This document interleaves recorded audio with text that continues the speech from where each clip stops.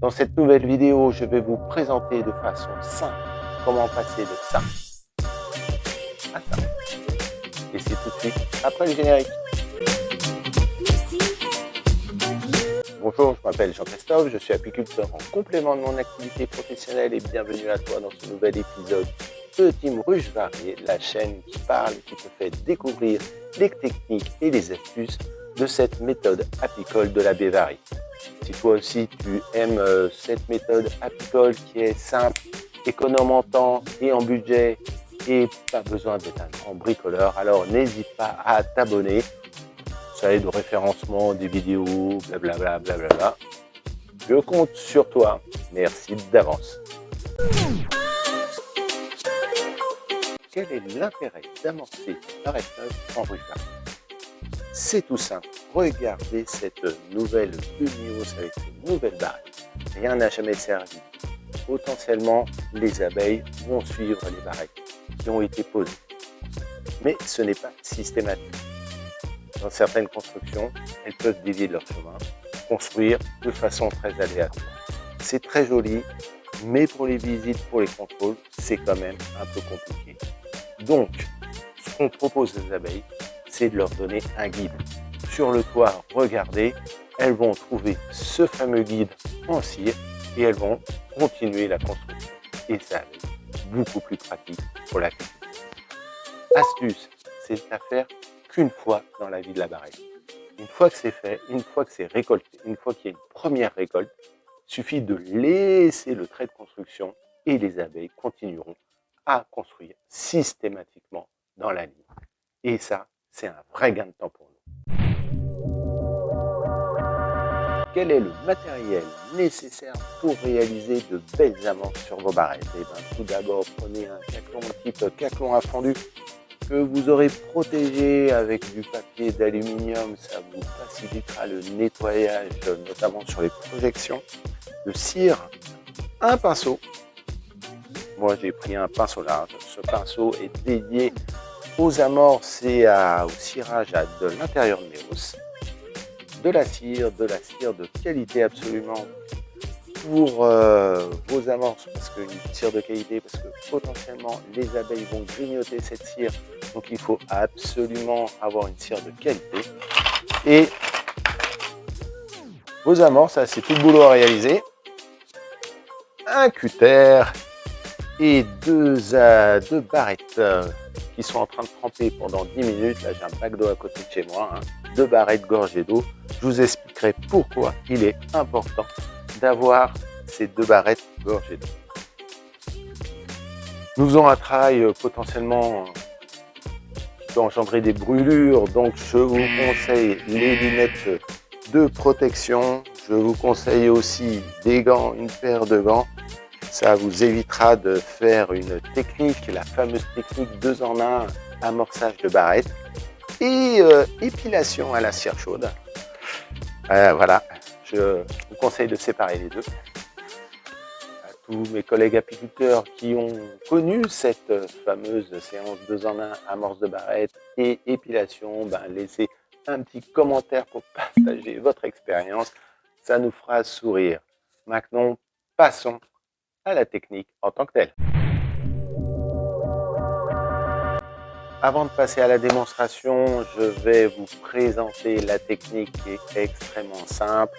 L'objectif, c'est de prendre une barrette, prendre une autre barrette gorgée d'eau, de la mettre bien au centre, voilà, comme ceci, et de passer de la cire dans ce coin-là.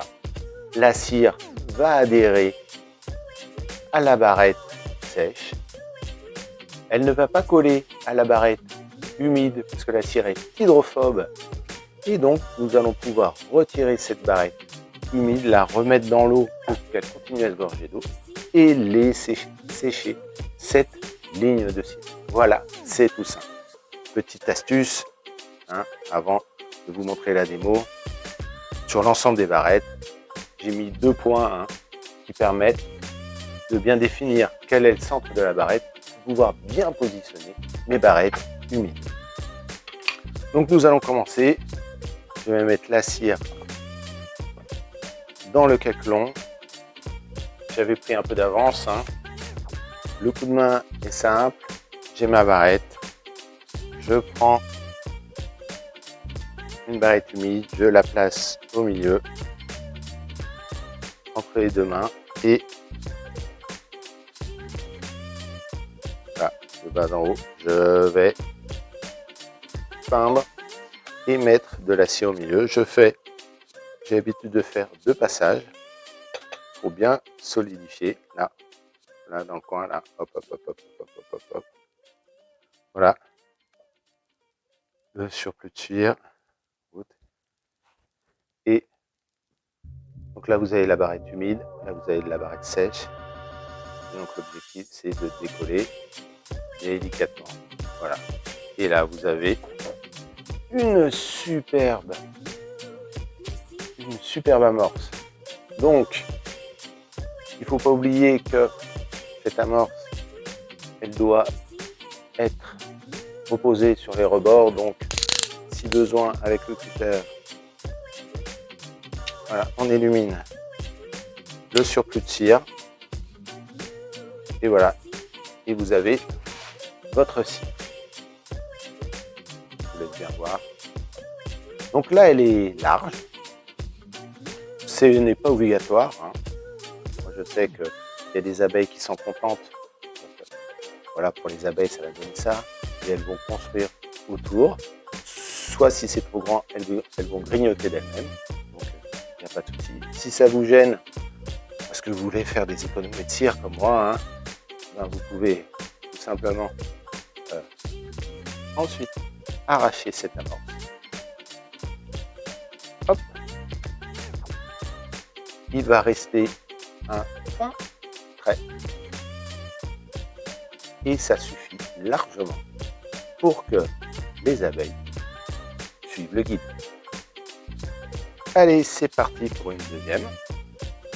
Donc moi, je vous conseille hein, de ne pas en laisser trop. La cire, c'est précieux. Donc autant l'économiser. Hop, alors la barrette mouillée, je recommence la barrette sèche. Allez, le pinceau. Hop, allez, dans le coin. Hop, hop, hop, hop, hop, hop, hop. Deuxième tour. Deuxième passage. Dans le coin. Voilà, hop. J'attends que dans la rigole, ça soit bien sec. C'est ça qui va faire le... Et voilà, et on décolle tout simplement. Hop là. Hop, je remets dans l'eau. D'où l'intérêt d'en avoir deux. Et voilà, encore une belle amorce que je vais enlever la majeure partie. Vous voyez, ça se décolle. Toc. Ça se décolle pas, ça se déchire bien la partie. Et hop, encore une amorce toute faite, toute simple, sans trop consommer de cire. C'est aussi dans l'esprit varié, être économe avec sa matière première. Et allez, je continue. J'en ai 4 x 8, 32 à faire. Je vous rassure, je vais pas vous montrer les 32, mais hop, allez, on commence. Hop.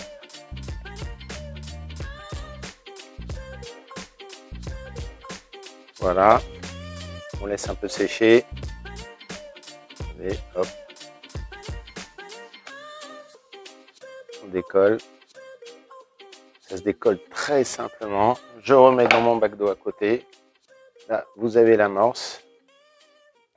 J'attends que la jointure soit bien sèche. Donc j'enlève tout de suite hein, après le surplus. Pourquoi? Parce que vous voyez la cire est encore tendre. Donc ça se fait très bien. Parce qu'une fois qu'elle est bien solidifiée, ça se casse et vous arrachez tout. Donc là, voilà. Allez, hop, je remets. Et là, voilà, encore une fois. Clic. Et c'est parti, j'en suis donc à ma troisième. Et moi, je le mets sur Mais hausses, petit contrôle, hein. Surtout, on met bien les écarts ici et là pour poser. Hein. Hop. Hein, hop. À chaque fois, je vérifie que ça se pose bien sur la hausse.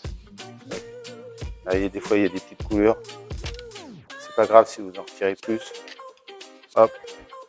Et voilà. Et on continue. J'ai bientôt terminé. Il me reste plus que 8 barrettes. Je vais terminer ça en votre compagnie. Et j'imagine que vous demandez, mais qu'est-ce qui lui a pris de faire des amorces de barrettes comme ça en plein début avril. Ben, regardez cette photo que j'ai prise d'une de mes ruches. Hein. J'en ai deux comme ça. Elles sont très populeuses. Vous voyez, c'est blindé d'abeilles. Semaine prochaine, ou dans quelques jours, j'imagine potentiellement un essaimage. Donc j'ai décidé d'agrandir. J'avais des barrettes d'avance, mais pour la division. Ben, je me prépare en urgence à compléter et à agrandir deux de mes ruches par le bas avec des nouvelles hausses et donc des nouvelles barrettes, puisque ce sont des nouvelles colonies. Et donc, hop, allez, une petite après-midi amorce, c'est toujours sympa. N'oubliez pas, en fin de cette vidéo, je vous donnerai une astuce similaire, une technique proche des amorces, avec de la cire, mais pour autre chose. Je vous laisse patienter pour découvrir. Donc le rappel, hein, c'est à faire uniquement une seule fois dans la vie de la barrette. Une fois que le trajet est montré et que les abeilles ont construit, c'est le chemin des abeilles qui restera marqué sur les barrettes.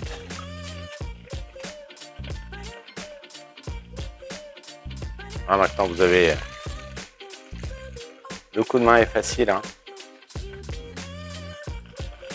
Alors je répète, hein, un deuxième passage, c'est vraiment pour que l'assise soit bien solide.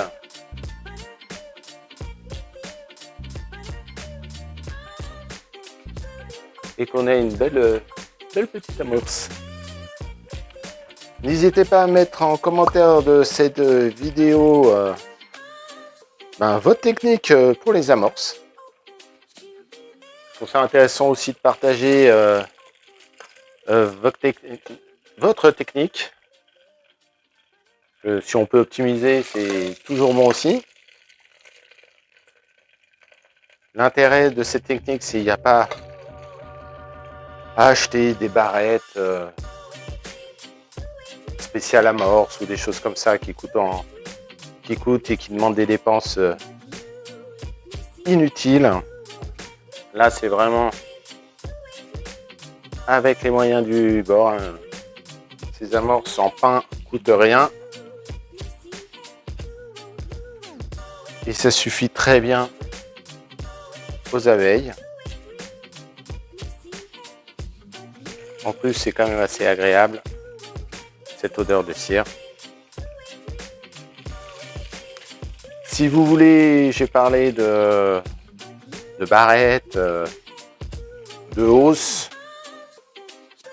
Si vous voulez retrouver une vidéo que j'ai faite ici sur les éléments de la ruche varée, n'hésitez pas à regarder. Ça vous permettra aussi, pour ceux qui ne connaissent pas, de découvrir quels sont les différents éléments de la ruche varée, pourquoi ils ont été conçus et quelle est leur utilité. Et notamment pour ceux qui se disent pourquoi utilisent-ils les barrettes plutôt que les cadres. Moi, je rappelle que la méthode varée est avant tout une méthode fixiste qui s'appelle, c'est-à-dire où on ne peut pas bouger les rayons construits par les abeilles pour les laisser tranquilles. Alors c'est pourrait se dire c'est pas très pratique pour l'apiculteur, ça c'est vrai. Mais tout ce qui est pratique pour l'apiculteur est en général pas très bon pour l'abeille. Donc, un petit effort, une fois dans la vie de la barrette, de faire des amorces. Bon, c'est pas cher payé, les abeilles nous le rendent bien avec un miel de qualité. L'intérêt aussi, c'est à chaque fois que les rayons sont détruits lors de la récolte, parce qu'ils sont broyés, et donc on repart systématiquement avec des cires neuves. Regardez, très belle celle-là, très belle, très belle. Hop, légère belle amorce. Voilà les dernières amorces réalisées. Maintenant, c'est l'instant astuce. À tout de suite. C'est le moment de l'astuce. Je viens de faire 32 amorces. Il me reste de la cire chaude. J'ai des demi-hausses. Vous voyez l'épaisseur, c'est des demi-hausses qui vont me servir notamment pour la récolte, pour le colza là. J'ai quelques ruches avec des champs de colza à côté. J'ai 2 hausses neuves. Et ben avec le reste de cire, je vais les cirer à l'intérieur. Ce qui va faire une fine couche protectrice, notamment contre l'humidité. Je ne peins pas mes ruches, juste les cire à l'intérieur. Le reste à l'extérieur reste brut, hein, c'est du mélèze. Je ne perds pas d'argent à les peindre, c'est un surcoût complètement inutile.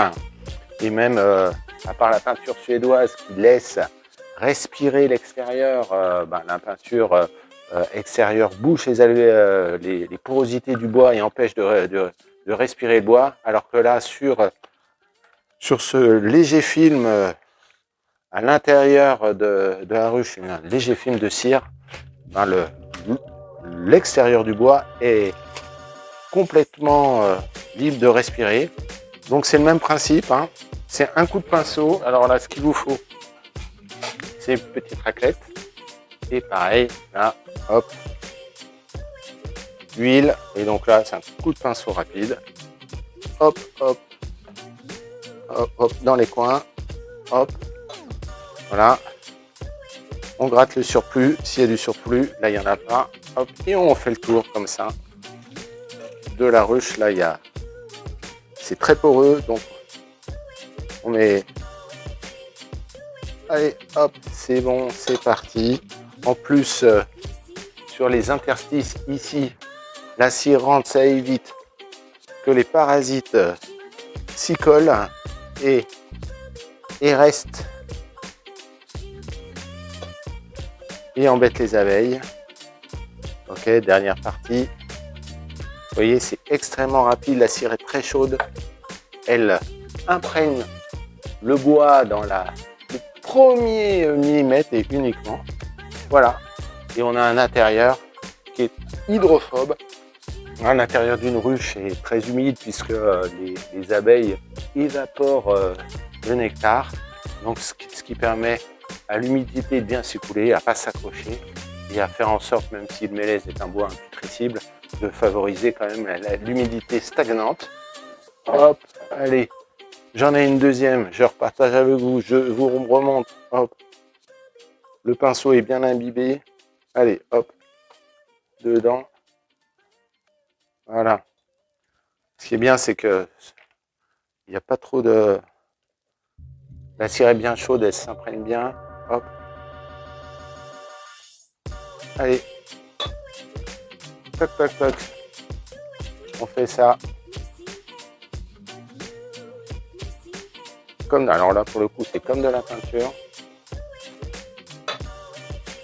Et vous aurez une ruche qui est extrêmement bien protégée, de façon hyper naturelle. Et en plus, quand les abeilles vont s'approprier cette demi-hausse, elle va bien sentir la cire. C'est tout confort pour elle. Hop, on va monter un peu. Et voilà. Je suis donc prêt pour agrandir mes ruches dans quelques jours. Si cette vidéo vous a plu, n'hésitez pas à mettre un commentaire, un petit pouce bleu et à vous abonner. Et il ne me reste plus qu'à vous donner rendez-vous sur une prochaine vidéo de Team Rouge Paris.